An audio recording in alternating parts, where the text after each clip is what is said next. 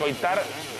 Está por aí Raquel Ataque, pero que... Precisamente deste balbordo insoportable imos falar. Vicente, para, amigo, para, que senón non nos entendemos. Juan, Eva, a toda Galicia, precisamente, disto imos falar, do balbordo, do ruido excesivo que provocan algunhas actividades e os que ás veces temos que estar expostos. Deixo que vas ben protegido. Non me enterei. Pois ben feito, Vicente Manso, moi boa tarde.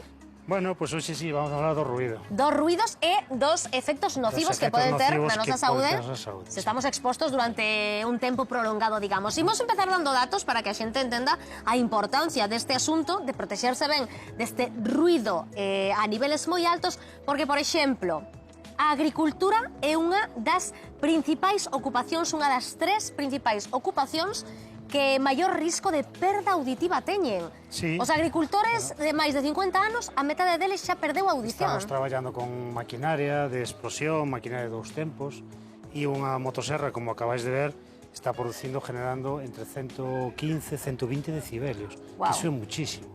Ten en conta que unha conversación normal entre dúas personas un ton son normal. 50, 60 decibelios. Nada que ver.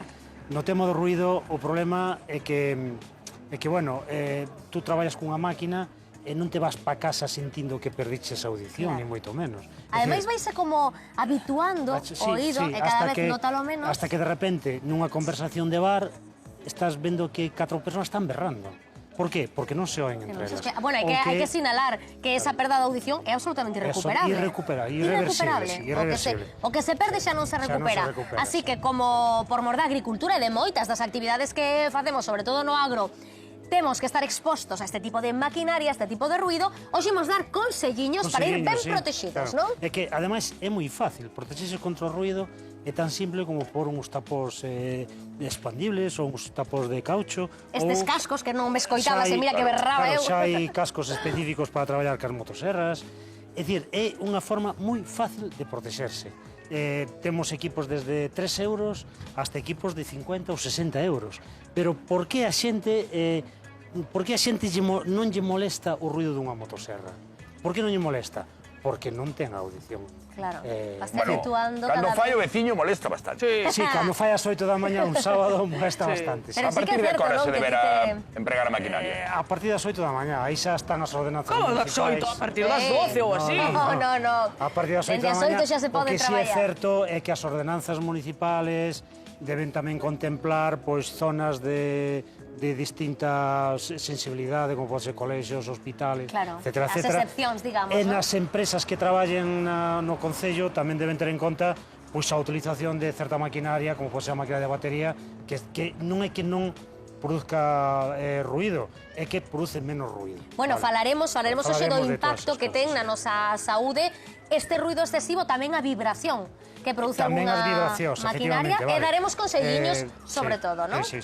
Bueno, xa foi moito peor, Si vemos esa motoserra dos anos 50, xa evolucionou, que vemos aquí, que non ten ningún tipo de elemento de seguridade, non ten silenblós, amortizadores, e mira que pedazo trompeta leva aí. Eso é escape libre. Unha persona que traballara con esa motoserra teria que acabar sorda completa. Pero vai a reliquia esta motoserra. Dos anos 50, eu colecciono motoserras. Caramba, Son dos poucos galegos que coleccionamos motoserras. Sí, non creo que pillamos moitos galegos que coleccionan motoserras. Bueno, ao mellor sí que hai personas que teñen 3, 4, 5 motoserras na Pero casa. cantas tes ti, Vicente? Unhas 30 ou 40. Caramba, unha habitación especialmente Están contentos na casa, con tanta motoserra. Sí, xa hai quen dice, a ver, cando morra a ver a quen llar vende, non? Pero bueno. A ver que fan con iso, non? A ver que fan con todo iso. De momento imos deixar un pouco a maquinaria, con todo aprendemos moito máis con Vicente. Hoxe imos falar tamén dos riscos que poden ter as vibracións destas máquinas, pero os cascos de